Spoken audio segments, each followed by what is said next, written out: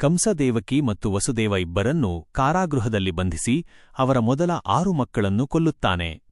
7ನೇ ಮಗುವಾದ ಬಲರಾಮಯೋಗಮಾಯೆಯ ಸಹಾಯದಿಂದ ಬೇರೆ ಗರ್ಭಕ್ಕೆ ಹೋಗಿ ಉಳಿಯುತ್ತಾನೆ. ಕೃಷ್ಣನು ಹುಟ್ಟಿದ ದಿನ ಅಷ್ಟಮಿಯ ಕತ್ತಲ ರಾತ್ರಿ ಮಳೆ ಮತ್ತು ಗಾಳಿ ಬೀಸುತ್ತಿತ್ತು. ಕೃಷ್ಣನು ದಿವ್ಯವಾದ ರೂಪದಲ್ಲಿ 4 ಕೈಗಳಲ್ಲಿ ಶಂಖ, ಚಕ್ರ, ಗದಾ ಮತ್ತು ಪದ್ಮಗಳನ್ನು ಹಿಡಿದು ಪ್ರಕಾಶಿಸುತ್ತಾ ಜನಿಸುತ್ತಾನೆ.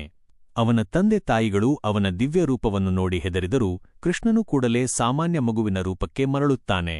ಆಗ ಒಂದು ಪವಾಡ ನಡೆಯುತ್ತದೆ. ಕಾರಾಗೃಹದ ಬಾಗಿಲುಗಳು ತಾವಾಗಿಯೇ ತೆರೆದುಕೊಳ್ಳುತ್ತವೆ ಮತ್ತು ಸೈನಿಕರು ನಿದ್ದೆಗೆ ಜಾರುತ್ತಾರೆ. ವಸುದೇವನು ಕೃಷ್ಣನನ್ನು ಕೂಡಲೇ ಗೋಕುಲಕ್ಕೆ ಕೊಂಡೊಯ್ಯುತ್ತಾನೆ. ಯಮುನಾ ನದಿಯನ್ನು ದಾಟುವಾಗ ಶೇಷನಾಗನು ತನ್ನ ಫಣೆಯಿಂದ ಮಗುವನ್ನು ಮಳೆಯಿಂದ ರಕ್ಷಿಸುತ್ತಾನೆ. ಗೋಕುಲ ತಲುಪಿದ ವಸುದೇವನು ಯಶೋದೆಯು ಆಗ ತಾನೇ ಹೆಣ್ಣು ಮಗುವಿಗೆ ಜನ್ಮ ನೀಡಿದ್ದನ್ನು ನೋಡುತ್ತಾನೆ. ಅವನು ಕೃಷ್ಣನನ್ನು ಯಶೋದೆ ಬಳಿ ಬಿಟ್ಟು ಆ ಮಗುವನ್ನು ತನ್ನ ಜೊತೆ ಕರೆದುಕೊಂಡು ಮರಳಿ ಕಾರಾಗೃಹಕ್ಕೆ ಬರುತ್ತಾನೆ. ಹೀಗೆ ಕೃಷ್ಣನು ಗೋಕುಲದಲ್ಲಿ ಯಶೋದೆ ಮತ್ತು ನಂದನ ಮಗನಾಗಿ ಬೆಳೆಯುತ್ತಾ ತನ್ನ ಬಾಲ್ಯದ ಕಥೆಗಳನ್ನು ಶುರುಮಾಡುತ್ತಾನೆ.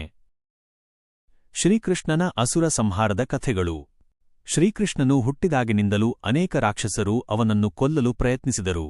ಆದರೆ ಕೃಷ್ಣನು ಅವರೆಲ್ಲರನ್ನೂ ತನ್ನ ದಿವ್ಯಶಕ್ತಿಯಿಂದ ಸಂಹರಿಸಿದನು. ಈ ಕಾರಣದಿಂದ ಅವನು ಅಸುರ ಸಂಹಾರಿಯೆಂದು ಪ್ರಸಿದ್ಧನಾದನು. ಕೃಷ್ಣನು ಸಂಹರಿಸಿದ ಕೆಲವು ಪ್ರಮುಖ ರಾಕ್ಷಸರು ಇಲ್ಲಿವೆ. ಪೂತನಾ ಸಂಹಾರ. ಕಂಸನ ಆಜ್ಞೆಯಂತೆ ಪೂತನಾ ಎಂಬ ರಾಕ್ಷಸಿಯು ಸುಂದರ ಸ್ತ್ರೀಯಾಗಿ ರೂಪ ಬದಲಾಯಿಸಿಕೊಂಡು ವಿಷ ತುಂಬಿದ ಎದೆಹಾಲನ್ನು ಕೃಷ್ಣನಿಗೆ ಕೊಡಲು ಬಂದಳು. ಆದರೆ ಪುಟ್ಟ ಕೃಷ್ಣನು ಅವಳ ಪ್ರಾಣವನ್ನೇ ಹೀರಿ ಅವಳನ್ನು ಕೊಂದನು. ಶಕಟಾಸುರ ವಧೆ. ಗಾಡಿಯ ರೂಪದಲ್ಲಿ ಬಂದ ಶಕಟಾಸುರನು ಮಗುವಾಗಿದ್ದ ಕೃಷ್ಣನನ್ನು ತುಳಿದುಕೊಲ್ಲಲು ಪ್ರಯತ್ನಿಸಿದನು. ಆಗ ಕೃಷ್ಣನು ತನ್ನ ಪುಟ್ಟ ಕಾಲಿನಿಂದ ಅದನ್ನು ಒದ್ದು ಆ ಗಾಡಿಯನ್ನು ನುಚ್ಚುನೂರು ಮಾಡಿದನು. ತೃಣಾವರ್ತ ಸಂಹಾರ. ಕಂಸನು ಕಳುಹಿಸಿದ ಇನ್ನೊಬ್ಬ ರಾಕ್ಷಸ ತೃಣಾವರ್ತನು ಸುಂಟರಗಾಳಿಯ ರೂಪದಲ್ಲಿ ಬಂದು ಕೃಷ್ಣನನ್ನು ಆಕಾಶಕ್ಕೆ ಎತ್ತಿಕೊಂಡು ಹೋದನು.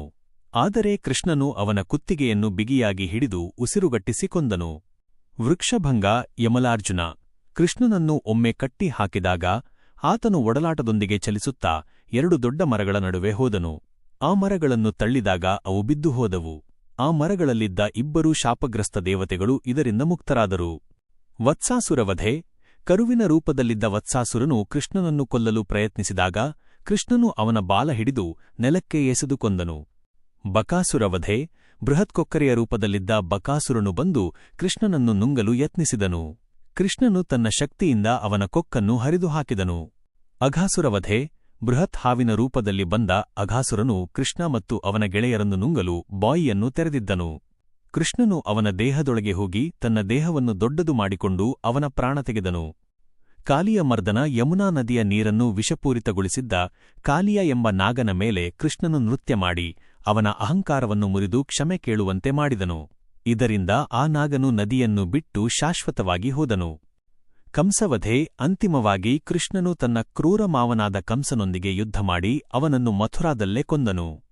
ಇದೇ ರೀತಿ ಧೆನುಕಾಸುರ ಕತ್ತೆರೂಪ, ಪ್ರಲಂಬಾಸುರ ಮಗುರೂಪ,